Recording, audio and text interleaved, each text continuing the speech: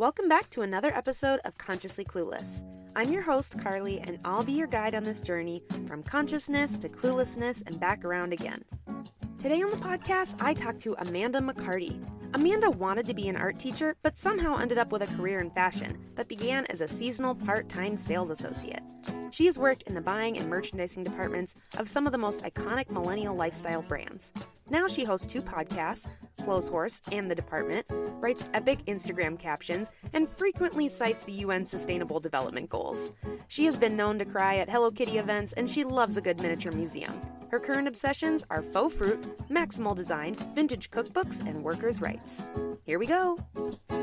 This podcast is sponsored by BetterHelp. Is there something interfering with your happiness or is preventing you from achieving your goals? By now, you all know that therapy is an important part of my own self-care. It has truly been a game changer in every aspect of my life, including achieving goals. BetterHelp is the largest online therapy platform worldwide. They are changing the way people get help with facing life's challenges by providing convenient, discreet, and affordable access to a licensed therapist.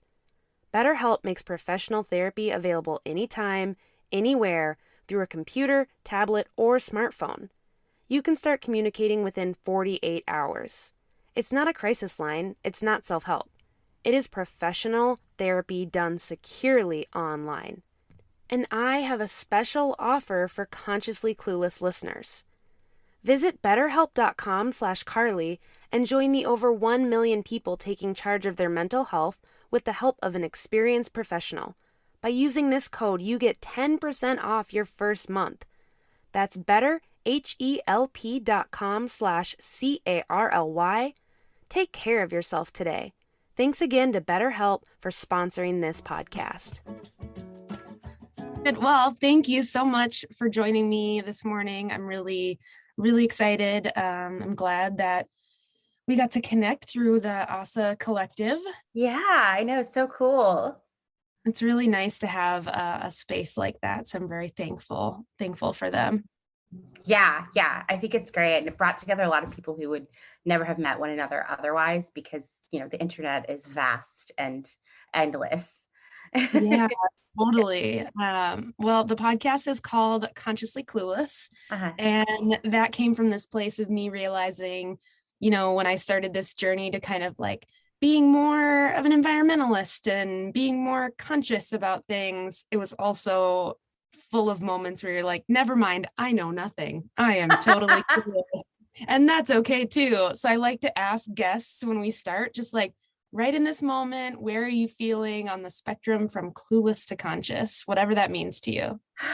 Oh man, probably still somewhere in the middle. I feel like I've learned so much over the past few years, but I mean, there's still so much to untangle. There's so much information out there, so much greenwashing. And just when I'm like, I think I've got it, I find something else, Yes, totally. And I interviewed somebody else this morning too, and we were chatting kind of about the same thing. And like, if you think you've gotten to a point where you know it all, you're probably in like a worse place. Agreed. I feel like if there's one thing I've learned, especially over the past year and change of making Clothes Horse, is if I think I know something, all I need to do is spend 5 more minutes to throw all of that up in the air. Like, like, oh, okay, well, I mean, I think that's intentional, right? It's hard to live a more sustainable lifestyle because of the systems in place right now. And there's, and just the things that we take for granted as information, that we see as information in fact, often really being marketing, which can be factual, but can also just be advertising and not truthful. And there's no one out there saying like, oh, we're going to keep an eye on marketing and vet it in the same way we might journalism. And so it can be really confusing, especially, which I'm sure you're the same way. You get so much information from the internet, right? So like, I sometimes have to dig 10 pages of search results deep to find the real information. Yes. And most people don't have that luxury of taking the time to do that. Right. Right, totally. So you are the host of Clothes Horse podcast, Mhm. and it is the podcast that loves clothes but hates capitalism. Yeah. That's the tagline, right? Yes, yes. I love that. So tell me where this started. And for those listening and watching, if you don't follow the Clothes Horse podcast on social media, you should, because it is a wealth of knowledge. So thank you for that. Thank you. Well, I mean, when I started the podcast, I started on Instagram because I was like, oh, this is how I'm going to meet more people, right? But then Mm. I realized that it was this major channel for information, for sharing information and educating. So Instagram really rapidly moved from like an afterthought to like a main part of the mission that I'm on. And I never, ever thought I would spend this much time thinking about Instagram or working on Instagram. And I laugh about it. I'll be like, I literally just spent 4 hours making an Instagram post. Like, who would have thought?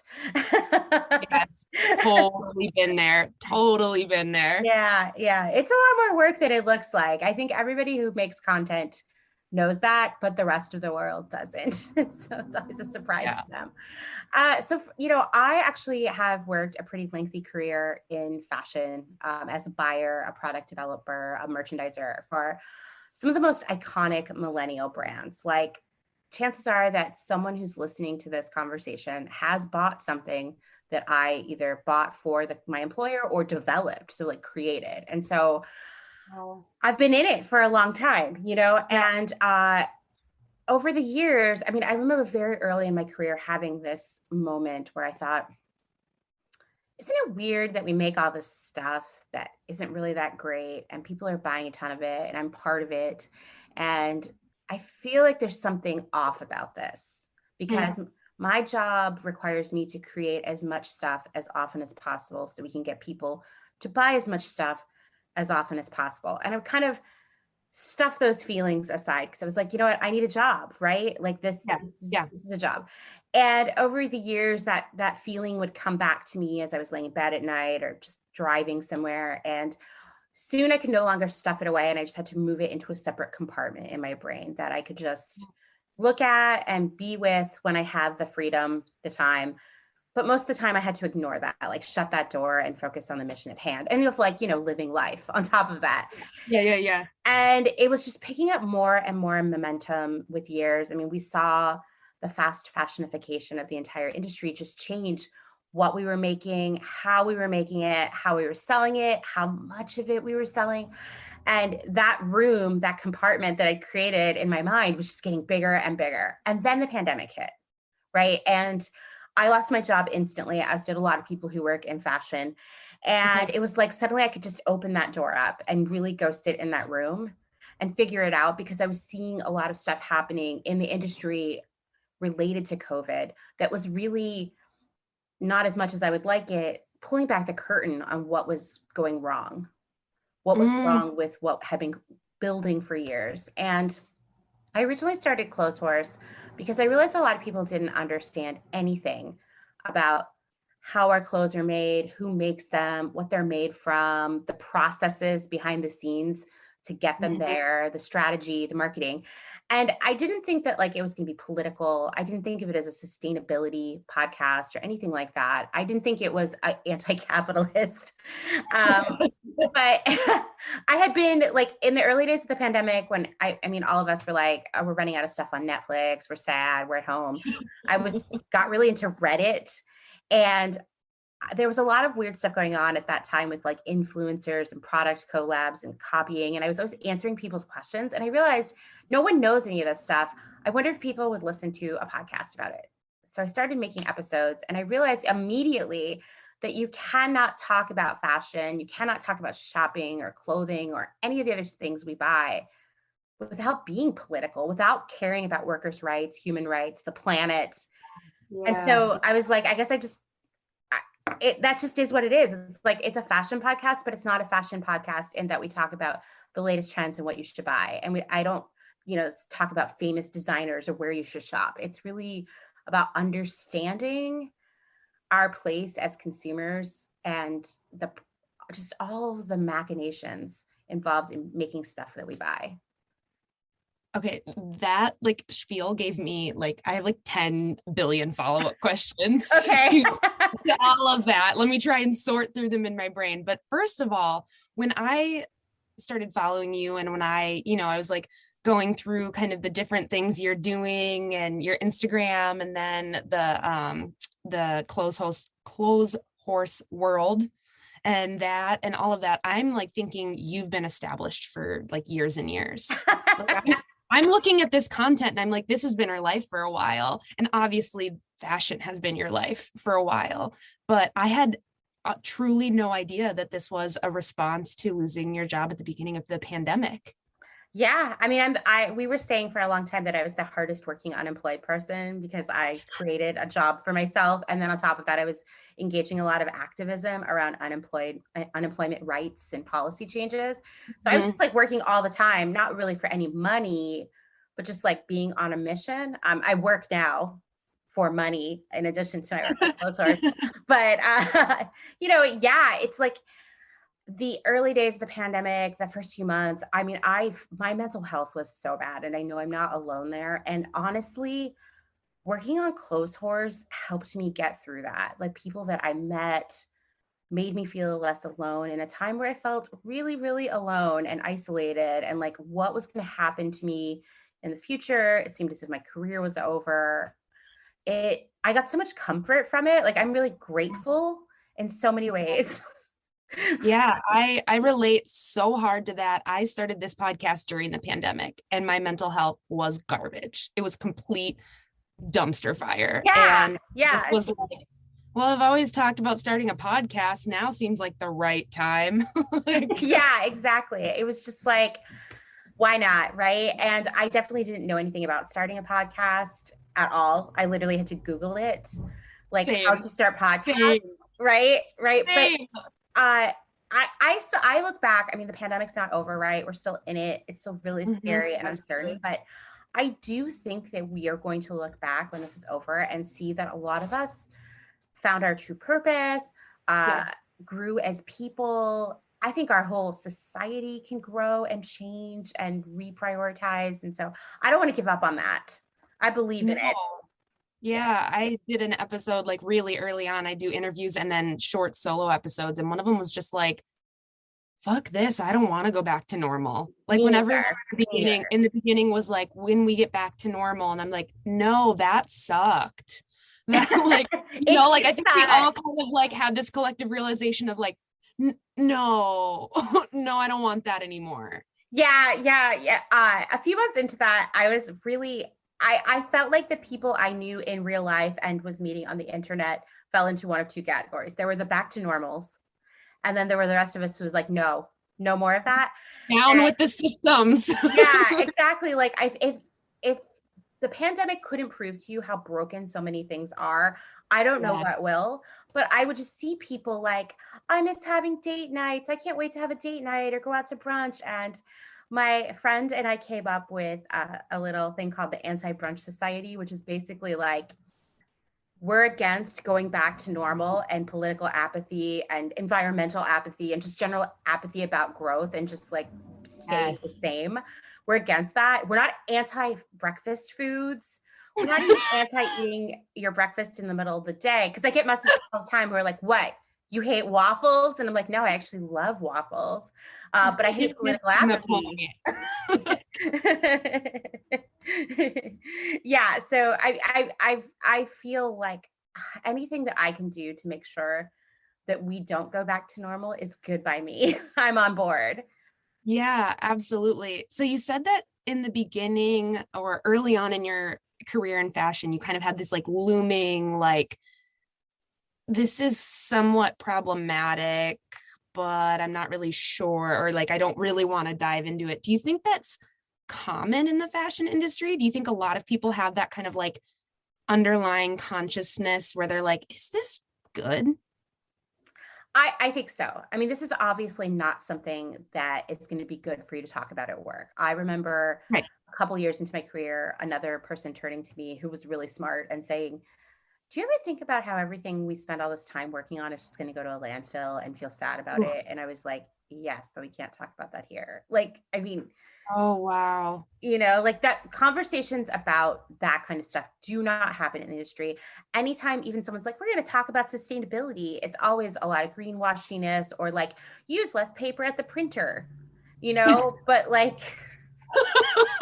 like it's never like, let's really talk about the impact of what we're doing and make it better, because these systems that all these brands use, these supply chains, the way of thinking, the strategy have been in place for so long. And it would be a lot. I can't even imagine the process to dismantle it. When a huge company that's been around for 10, 20, 30, 40 years tries to sell you a sustainability initiative for their clothing, you can almost guarantee that it is just a bunch of marketing fluff and isn't really anything impactful, because it's kind of impossible for them to get there just like that.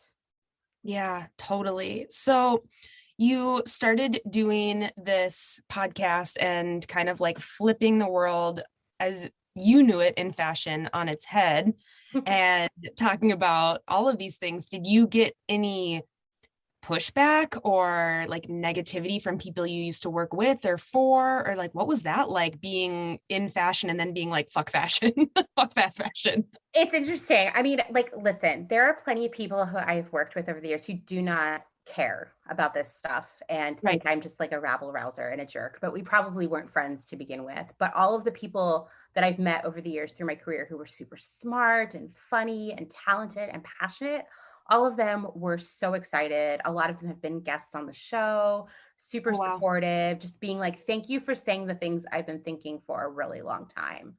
Yeah. And that feels good. I mean, some of them will send me things like, hey, you should probably debunk vegan leather necks, or things that all of us had been upset about or laughing about in a mean, dark, cynical way for years. Like, Yeah. why are we Yeah. doing this? And I think one of the questions I receive from people sometimes is like, why don't you just quit? Why don't you just quit the fashion industry? And I'm like, dude, because I come from a lower class background. I do not have a financial safety net. I was a single parent until a few years ago, and I definitely could not afford to not work. And that's where my experience is. If I Mm-hmm. could turn back time and go back and take a different path, yeah, I probably would. But unfortunately, that's where I am, and I'm an expert in it. So Yeah. that's what I'm going to keep doing in one way or another. Yeah. It gives you this really unique position to talk about these things from a standpoint that we don't often get. Yeah, no one talks about it. I think that's primarily because we all sign a lot of NDAs and other agreements. Yeah. And that's one of the reasons you don't hear a lot of this truth coming out. Before I started the podcast, I was like, well, every idea has already been thought by somebody. So this podcast probably already exists. And I was Mm-hmm. searching all over the internet, and I was like, wow, no, every fashion podcast that I encounter is about designers or the art of fashion or trends. And there are sustainability focused podcasts out there, but they don't talk about the industry in the same way that I do. They're really more focused on like, you know, I don't know, entrepreneurs in the sustainability space or like fabrication, Yeah. Yeah. like that. They're not really like, here's what's going on behind the scenes, because Yeah. that information is not accessible. Absolutely. So when you started the podcast, were you thinking like this will be a fun hobby, or were you like, I'm gonna make this big. This is gonna go somewhere. I don't know. I don't know what I thought. People would ask me all the time, because I mean, like, I work really hard on Clothes Horse. It is beyond a full-time job. And people ask me like, oh, is that because you want to like get a book deal or be famous or, whatever. And I'm like, well, in the beginning, it just was like, it was gratifying, I think, to get the Yeah. information out there. And also gave me a sense of purpose in a time where, like we've talked about, I was definitely losing my mind in so many ways.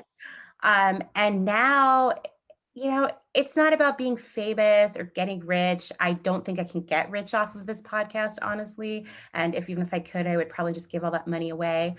I think it's just about opening people's eyes. I get really excited when someone says, hey, thanks for telling me the polyester was plastic. I really had no idea. And you just changed the way I shopped. And I'm like, what? Oh my God. Like, that's amazing. Okay. Go tell 5 of your friends. Thanks in advance, That's so true. It's just like when you hear the feedback from something you talked about making an impact, you're like, that's the why. That's the Yeah, why I'm yeah, doing it. it really is for me. I mean, I think there are people who do things because they are driven to be successful. There are people who do things because they're driven to be famous. Certainly, when I was living in LA, I would meet a lot of people who everything they did was on a path towards being famous, which is so funny. Like the last thing I would like is to be famous. But I know for some people, like some people are driven by money, and some people are driven by fame, and some people are driven by Right. power, and some people are driven by love. And for me, I think I'm just really driven for change. That's what I Mm. want. Yeah, absolutely. So, for those listening, I've done a few interviews and episodes with like fast fashion and talking about that stuff. But if people have completely missed that, can you give like a fast fashion 101? Like what you tell people, like an elevator speech, if someone's like, fast fashion, what does that mean? Also, you said a term, fast fashionication, Fast fashionification. I don't think you can find it in the dictionary, but it's a I word know, I was like, a that's lot. cool. It's a lot. It's a lot of syllables. So and my definition of fast fashion really will explain fast fashionification too. So Okay, good. Okay, good. basically, I think that when we talk about fast fashion, certain brands or retailers might come to mind. You might think of Shein or Forever 21 or H&M or Zara. And those are all fast fashion, yes. But fast fashion is not a certain price point. It's not a certain customer base. It's not a certain aesthetic or a location of stores or how fast you even get it in the mail. It's it's a way of doing business. It's a model that is based on selling you, the customer, as much stuff as possible, as often as possible, as profitably as possible, right? Yeah. So it's about launching new products constantly, of things not staying at full price very long, of running all kinds of promos. And when you start to unlock these patterns of fast fashion, you start to see that all these brands that you probably think of as being too premium to be fast fashion are, Mm, right? Like if you go into a store and there were hundreds or even thousands of different items for sale in the store or on the website, that's fast yeah, fashion. If right. if you're getting emails constantly about a whole new launch of collections or just brand new product, that's fast fashion. If they're having all kinds of weird promos and discounts and like it's donut day, take 10% off or buy one get one, or they have crazy Black Friday blowouts, that is fast fashion. And it's that constant stream of newness that they have to feed you to keep getting you to come back to buy more. And that's why Right. there's so much stuff Right. and you're being reminded of it all the time. And so, Right. like, I'm not going to name this brand, but there's a brand that people will sometimes try to cite to me and be like, well, I shop at this large brand that starts with an A and sounds like something you might study in school. And that place isn't fast fashion. That's better. And I'm like, actually, that place is fast fashion. Like, Yeah. uh, it, they're taking a huge markup on what they sell you. They're selling you tons of stuff all the time. Go into their stores. There's like a gazillion things in there. It's constantly Mhm. changing. It's fast fashion. They're using all of the same processes. They're using all the same strategy, the same supply chains as things you think are fast fashion. This podcast is sponsored by TerraSeed. TerraSeed is on a mission to disrupt the vitamin industry, empower vegans, and reduce plastic waste in the world. They put everything plant-based people struggle to get in an all-inclusive, vegan, compostable package multivitamin that replenishes them and our planet every single day. Seriously, y'all, win, win, win.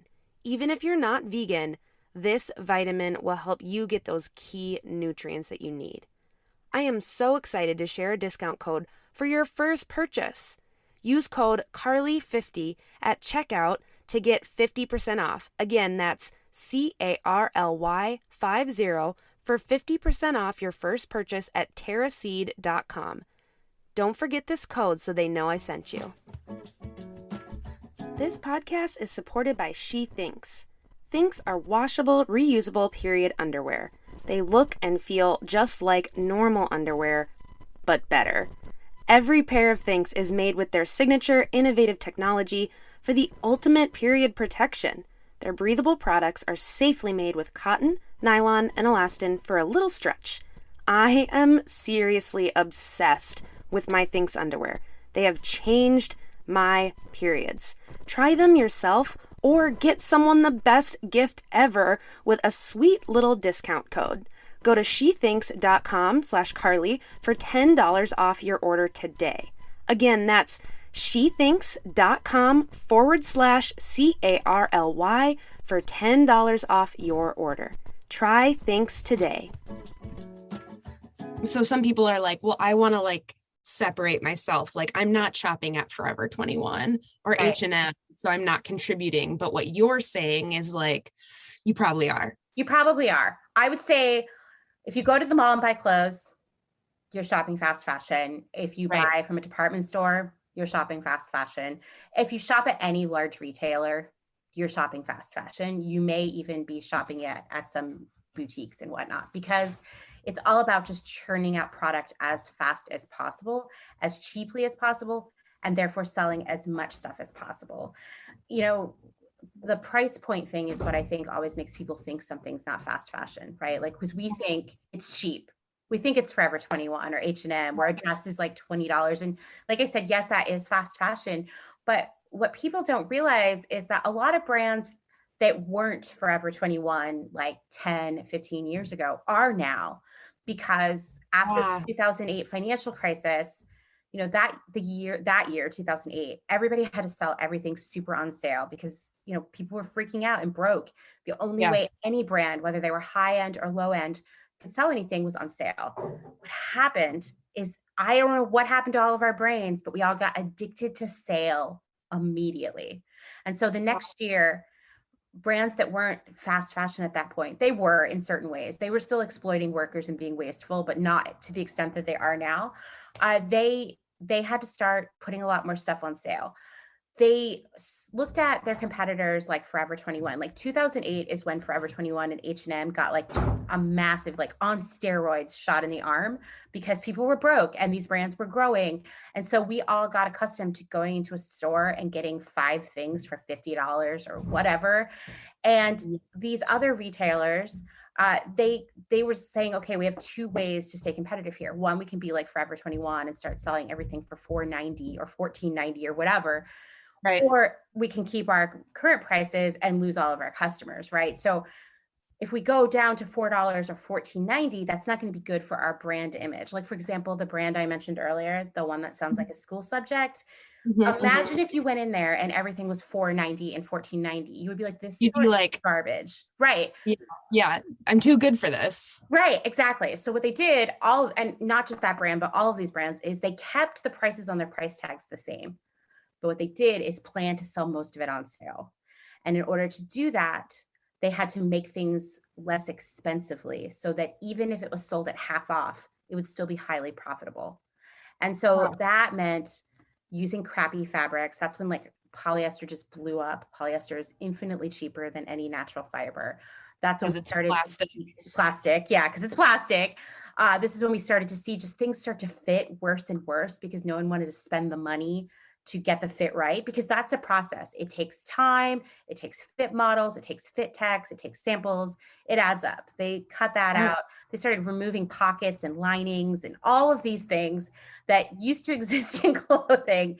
No matter what price you were paying, they were gone, you know? And now we find ourselves, it's 2021 and we're all like addicted to deals. These retailers know it. They're cutting costs even more and more. And ultimately, in addition to us, the customer, getting product that just isn't that great, like we deserve better, the people making the clothes, the fabrics, the trims, shipping it, working in the warehouses, working in the stores, are being paid less and less and less year over year, and really just living in poverty so that we can have not very good clothes. It's sad, right? Like the model, like when you say it like that, you're like, okay, people are being exploited and paid shit so we can have shitty clothes. Right? How depressing is that? Yeah, I mean, and like, so basically everybody is being hurt by this. And you think about like taking your hard-earned money as a customer and putting it into that system. You worked hard for that money. Why do you want crappy clothes that exploit people and destroy Yeah. the planet? Yeah. Wow. That is, I think what you just described really even opened my mind up a little bit, because I still think of some of those, not the brand that sounds like a college major, but not some of those, but even some other brands, equating them to fast fashion still. Like, I think I probably would have said, they're not ethical, or they're like still not great, but like equating that to like that's still fast fashion in the way you just described it, I think is really eye-opening. It's crazy. That's the fast fashionification. Some of these Yes. brands, none of these brands were ethical before 2008, Right. but then they all became fast fashion as well, and even more unethical. And honestly, extra unethical, because they're being unethical towards their customers even. And Mhm. in all the different brands I worked for, there would always be a moment where someone would say, "We're obsessed with our customer. Like, our customers are number one priority." Uh, are they though? Right, Because right, like, right, right. you're not giving anyone very good stuff. And on top of that, you're hurting all these other people, planet, animals, water, you name it. What's the point? And I mean, for me, this is a hard fact. I think it's a hard thing for Yeah, any of us to yeah. hear when we know that clothes are supposed to be such like a creative expression of who we are. They're so built into the image we want to project to the world, how we Mhm. express our feelings, our interests, our aesthetics. And then just think like we're putting these things in our body that are just full of disappointment and bad vibes and exploitation. It's really hard to reconcile that. I mean, it's a process for me as well. I think that anyone who's hearing this for the first time, or even the 13,000th time, and is Mhm. feeling conflicted, sad, angry, doesn't want to wants to cover their ears and not hear it, that's okay. We don't Yeah. have to hear it. We have to hear bad news to make good news. That's what I always say. And Oh, yeah. sometimes you got to open yourself up to the bad things and grieve, grieve that knowledge, and then move forward to change things. Yeah. Yeah, that's really, really lovely. We have to hear bad news for good news to Yeah, come. yeah, yeah, totally. Or Um, there will be no good news ever. right, totally. So when, like you said, if someone's hearing this for the first time and they're like, well, shit, like that's great, like I remember having these moments of starting to learn about things and being like, you go through this process where you're like, wow, that's so cool, and then you like think about your life and you're like, oh no, what am I going to do? So going back to something you mentioned earlier, like greenwashing, Hmm. talked about this on the podcast a lot, but especially in the last couple of years, because there's been, I think, a raising consciousness around these issues, brands are responding and being like, okay, great, we're eco-friendly. So can you talk a little bit about that, like greenwashing sense and what happens there? Sure. I mean, it's marketing, plain and simple. Right, Like right. greenwashing, if you're unfamiliar with that term, is a marketing message, a marketing technique that implies a product, a company, a brand is way more sustainable and ethical than it probably is, right? Mhm. It's using our good intentions, our innate goodness to make a better world, to do good. It's Mhm. using that as a means of selling us stuff. Yes. Yes. So it's frustrating, right? And it can be really, really hard.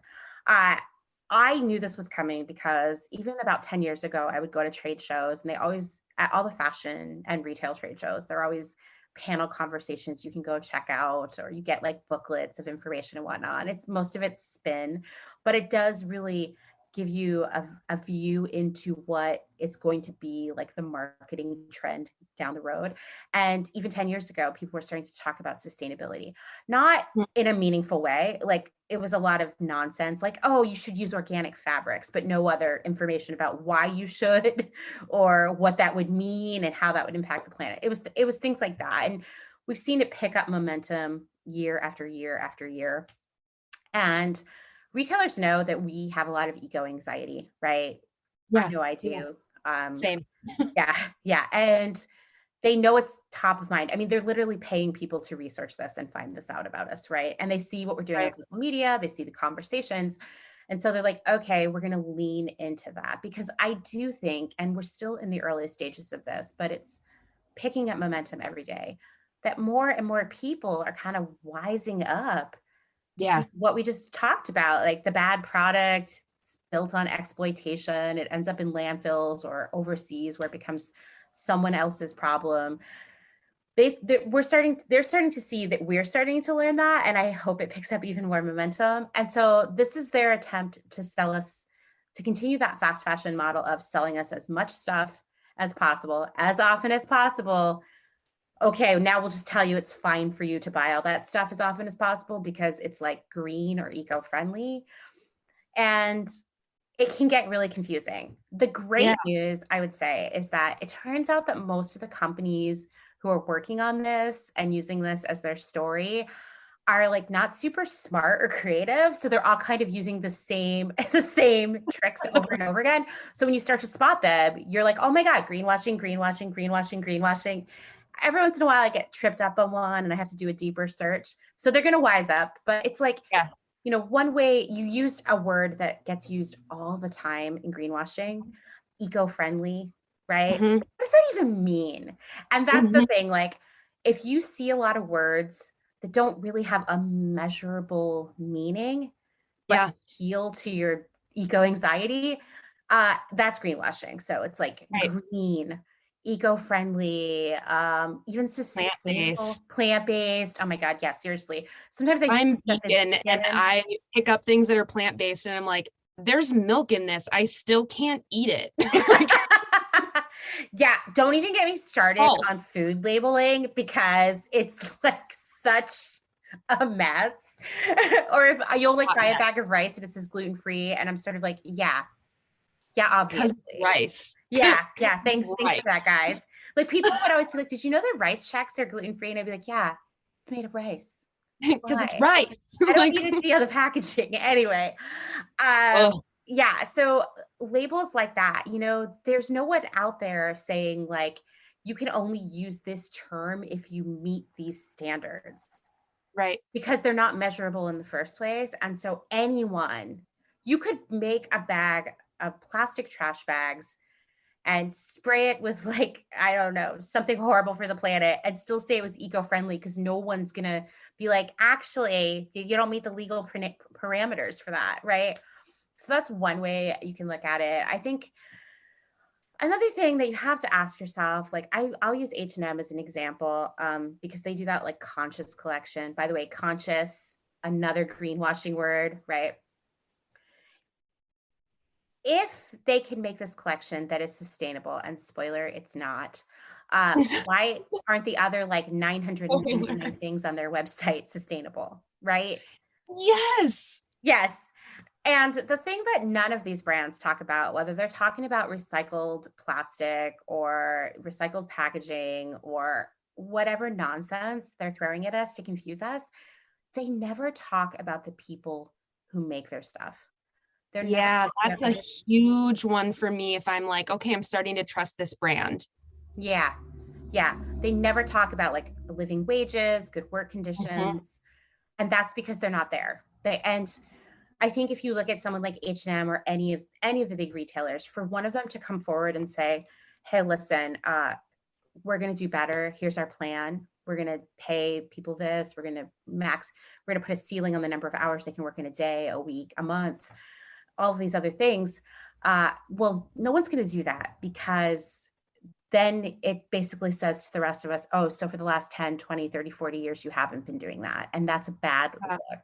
And it's really unfortunate. It's sort of like they're trapped in a world they created and they can't get out of it, like, what a nightmare. If H&M, not a place I shop, really, I mean, for like a million reasons, but mostly because I think that they're pretty evil, came forward and said, hey guys, listen, one, we've totally been greenwashing you all this time. And two, we're going to do better for our workers, and here's the plan. I would be like, I guess I shop at H&M now. Yeah. Like that would be a bold, brave move, but no one's going to do that. And that means that the product isn't sustainable in the first place, because I said sustainable is not measurable, and it is and it isn't. But for people who are in the sustainable, ethical fashion space, when we talk about sustainability, we're really talking about the UN's, sustainable development goals. I don't know why I'm like stuttering over that. And there's half of those goals are about lifting people out of poverty, giving them healthcare, education, access to clean food, and clean water, food, ending global hunger, paying people fair wages, all of these things. That's half of the sustainable development goals. Only a few of them are around like minimizing consumption and clean water and using less resources. I mean, these are all important too, but when these companies talk about their sustainable collection, they just talk about that little bit of like eco stuff, and they don't talk about people stuff. So they're not sustainable. Yeah. Wow. Now I want to go read the UN's Sustainable development goals. Just Google them. They have a really great infographic.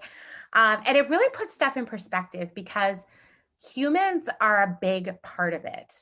Like the world is not sustainable right now. The way we live, the just global poverty and hunger and wealth inequality and everything else. It's just not, we're not sustainable, guys. Yeah. So I have a couple questions. So for people listening, if they are like, okay, get it, I'm starting to understand, I'm glad to have this knowledge.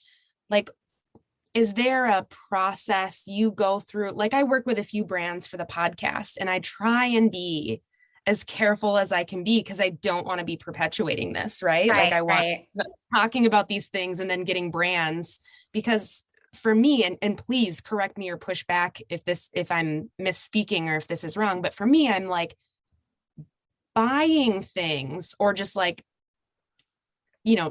buying at some point you're going to need a new pair of shoes or whatever. Buying things isn't the problem. It's not that buying things is inherently bad, or getting things from other makers or creators. It's the fast fashification and all the other things you mentioned. Does that that's kind of what I've been thinking about lately. It's not that like buying things is inherently bad.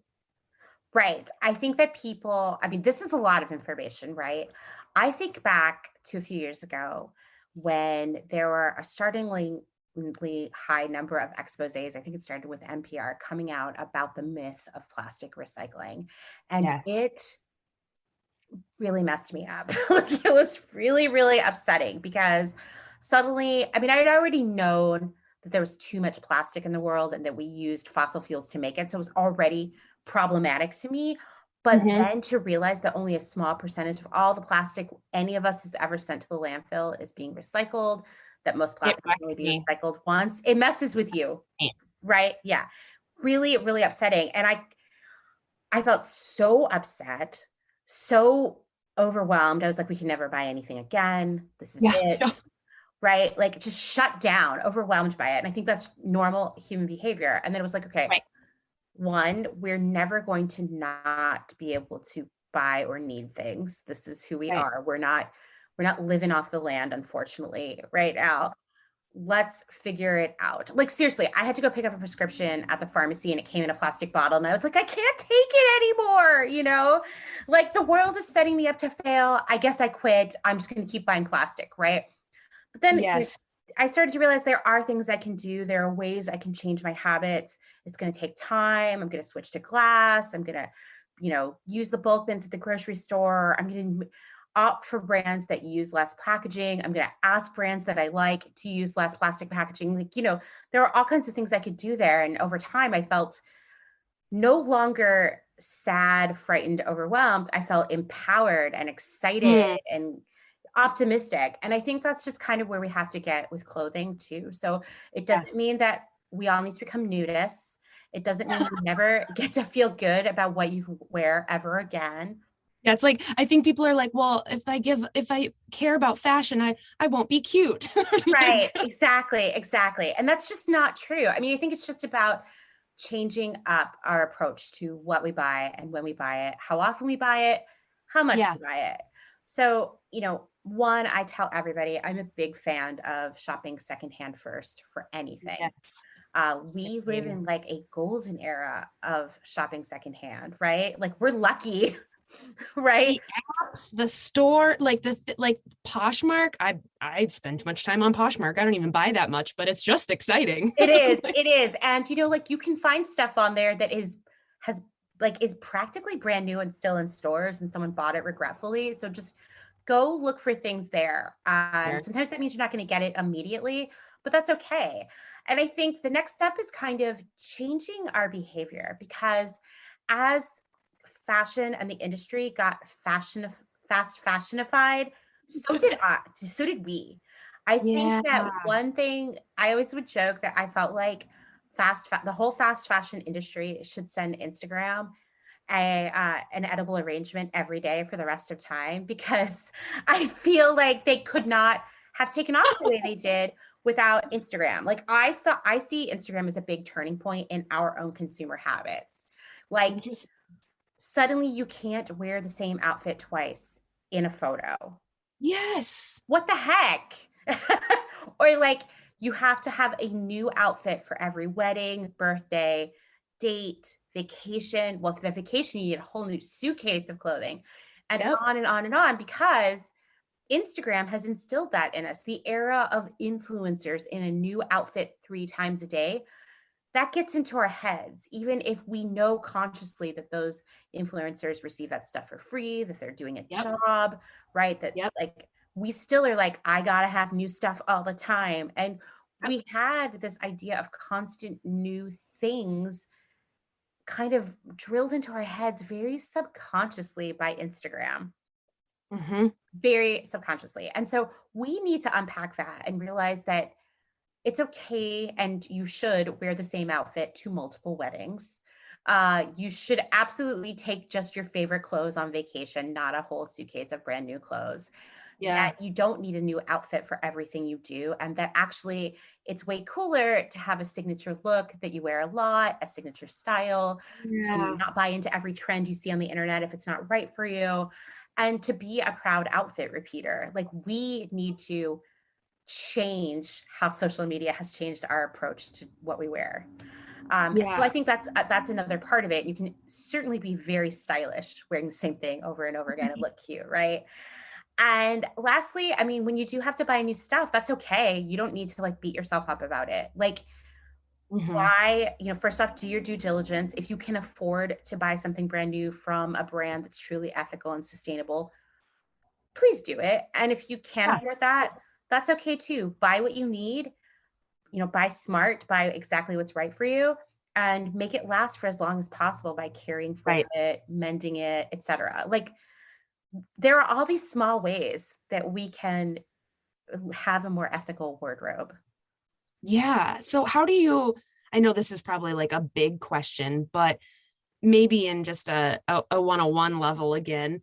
So if I'm looking at a brand online and I'm like, wow, they use they make leggings out of recycled plastic. They pay their workers. They they do the things, like they check the boxes or whatever it is. How do you kind of like vet businesses or companies or brands where you're like, okay, yeah, I think they're kind of nailing it. Like, how do you go through that process? Like, what does that look like for you? So fortunately, there are a lot of tools online already for kind of finding the truth about brands. I highly recommend Good on You and Remake, who literally rate every brand out there and will tell you, like, here's where they're delivering, here's where they're not. One company that, I mean, I knew this wasn't a sustainable, ethical brand, but if you went to their website and looked at all their social and environmental responsibility stuff, you would think is Gap. They have like the most epic sustainability messaging on their website, where I was like, wait, is Gap sustainable? No, couldn't be, right? I know. And then of course I go to Good on You and they're like, no. They just like say a lot of stuff. And so those are really helpful too. But here's the deal. No one is doing this perfectly right now. No one. And we have to accept that. and really focus on progress, not perfection. So I look for brands who are really tackling the issues that matter most to me. Maybe your big thing is animals and making sure that things are not using animal products. Maybe your big thing is workers' rights. Maybe your big thing is organic cotton. Whatever it is, make sure that that brand's delivering that, being mindful of them making progress forward at the same time. And also not being afraid to ask questions or demand accountability from these brands. I just want to remind you that you are the customer. And if they want your money, they should be earning it. And you're not a troll if you ask questions about this kind of stuff. This was a hard one for me because I am very much like, I don't want anybody to think I'm being a troll. I don't want to be a bother, but we got to get over that because so many of us, especially women, we're trained to just be like agreeable and nice and kind of compartmentalize our feelings about things. We need to get out there and ask questions and not be embarrassed about it.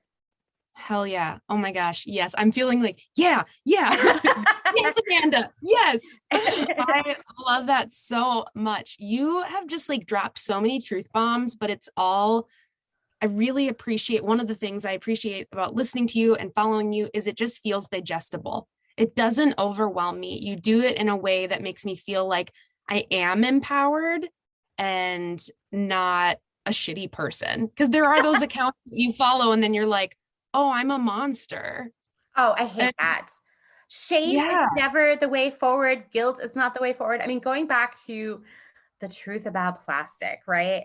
I digested all this information there was no action items. There was no advice. There was no like, it's going to be okay. Here's a path forward. And it made me want to shut down and like, just only buy plastic from now on,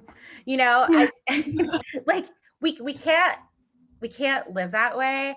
I belong to the next door for my old neighborhood, which is really weird because I haven't lived there for like a year and a half. But I got a push notification about someone's box of Keurig pods being stolen from their porch. And I was like, man, I really want to go over there and be like, you shouldn't use Keurig. They're bad for the planet. But don't worry, because someone beat me to it. And I was looking, they were like, hey, you shouldn't use Keurig anyway. They're actually not recyclable. And the person who invented them is regretful and all this other stuff. He's like, shit, bummer. He's like, what have I done? And then another person replied and said, who cares? We'll never have as much impact as Amazon. Enjoy your Keurigs. And I just am like, no, we can't do that either. There is this like sweet spot between total despair and giving up and being overwhelmed about what to do next and demanding perfection of ourselves and others. We need that middle ground where it's like, we're constantly moving forward. We're constantly trying new things. We don't feel ashamed or guilty, and we don't let other people feel that way either. A lot of the people who I see on social media making people feel like shit for buying fast fashion are usually being pretty blind to the privilege involved in leading a truly sustainable life, right? Preach. Yes. Thank you. Yes. If yep. That's a whole nother thing. But if I see one more specifically on Instagram, if I see one more white person talking and shaming people to be perfectly sustainable, I'm going to lose my mind. I know, me too. It's always people who have money. Yes, I'm like, you're so out of touch with reality. I don't even know if I can get you back down here. Like, holy cow. I mean, and I still see a lot of that, even people coming into the Clothes Horse comment section where it's like, well, I only make my own clothes and any of you who aren't trying. And I'm like, how about people who have children, who have multiple jobs, who have, health issues, who don't have money, who don't have a space to make their own clothes, who don't know how, I could go on and on and on, right? The same thing, like, listen, it's hard to find sustainable, ethical clothing if you're larger sized, if you're short, if you're tall, if you don't have money. Those same things can make it difficult to thrift. Throw in also you have like 2 kids, or you work 2 jobs, you don't have a car, whatever. It is hard. Those of us who have the privilege of being able to be as sustainable as possible should do it. But we also need to realize that not everybody has those options. And we need to think about how we can overturn the system to make it accessible to everyone, because it's not right now. Right. Changing at a systematic level instead of shaming individuals that aren't doing as much as we Right. are or can. And I was visiting, I'm in Minnesota, and I was visiting my dad who lives in Florida. We went out to a restaurant and they had great vegan options. I ordered a vegan salad, something, and they accidentally put chicken in it. And it was a total accident. They like switched mine up, I think, with like on other tables or something. And I told the waiter and he was super nice. And I was just like, hey, like, I just don't eat this. Like, is there any way, I was trying to be like, it's good, but like it's kind of freaking me out. And he was like, oh my gosh, I totally understand. My friend is vegan. Like, that's not okay, blah, blah, blah. So I made this post on social media about how like it ended up being a really cool conversation with this random waiter in Florida, and that mistakes happen and that's part of it. And somebody commented and was like, well, that's why I only eat at vegan restaurants. Like that's what you get. And I was like, first of all, normally where I live, I'm in northern Minnesota. If I was going to only eat at vegan restaurants, I'd have to drive 2.5 hours away. Yeah, exactly. I was like, second of all, like, where did you come from? Get out of here. Totally. And I think, I have so many complicated feelings about social media, as I'm sure you Totally. do. Like, same. Like I just talked about how it's contributed to our consumerist habits. And I think people can be really horrible and mean on social media. I see it and deal with it constantly. But I also feel like there's this amazing opportunity to speak to people that we would never ordinarily meet. Yes. And open their eyes to what's going on, and maybe also help them unpack things like I only eat at vegan restaurants and why that's not an option for everyone. I think sometimes it's really hard to see outside yourself, and right now more than ever, because we're all still so isolated. And I think social media can be a window into that. So when people are like, why don't you quit Instagram? I'm like, because like it's important. And I want to counteract all the dumb shit on there. Sorry, I cursed, but no, this podcast, no, it doesn't matter. Yeah, no, I totally agree. I kind of struggle with that sometimes too, where I'm like, wow, Instagram is the platform I get the most traffic on, and I get the most, I'm a health coach. So I like reach out and try and get people to work with me and like learn about those things. And it's the biggest platform that I get responses from and I get interactions on. And it's like, I don't want to give that up. No, I want totally. to make it better. I'm like, we can take back Instagram, because in the beginning, Instagram was really cool. And you had to creatively express yourself to participate. Like you had to actually make something to be a part of it. And I loved seeing what people were doing and making. Yeah. And I think it could be this amazing platform. We just need to reclaim it. I know Instagram is making that hard, but I'm going to keep trying. Me too. Totally. Well, where can people get a hold of you? I know they're going to want to after hearing you and listening to all of the knowledge you have. Yeah, I would definitely say Instagram is the best way to go. That's at Clothes Horse Podcast. You can find more about the podcast and see a bunch of my old Instagram posts and listen to episodes at clotheshorsepodcast.com. But you can also find Clothes Horse on all the streaming platforms. Awesome. Is there any last nugget of information you want to share, or anything that I haven't given you space to talk about? No, I know I said a lot of really depressing things, and I don't want anyone to feel overwhelmed. I don't want them to have that holy shit, the whole world is made of plastic feeling that I have had to confront myself.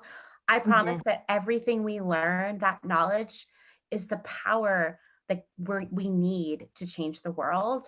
And so the best thing you can do is learn these things, learn from them, and share them with other people, because we can make change together. One person can never change the world alone, but when a whole bunch of us are working together to make change, it's gonna happen. Yeah, I totally agree. I love that. Thanks for listening to another episode of Consciously Clueless. If you enjoyed that episode, hit subscribe wherever you're listening. If it's on Apple Podcasts, Go ahead, leave a review, and you could be read on air as a review of the week. If you haven't yet, head over to patreon.com/consciouslycarly and check out all the amazing content over there. There is a growing community of people accessing yoga videos, bonus podcast content, meditations. Basically, it's like a light version of working with me as a coach. Speaking of, if you want to be more sustainable, healthier, happier, let's work together. You can go to my website, consciouslycarly.com, or email me at consciouslycarly@gmail.com. Until next time.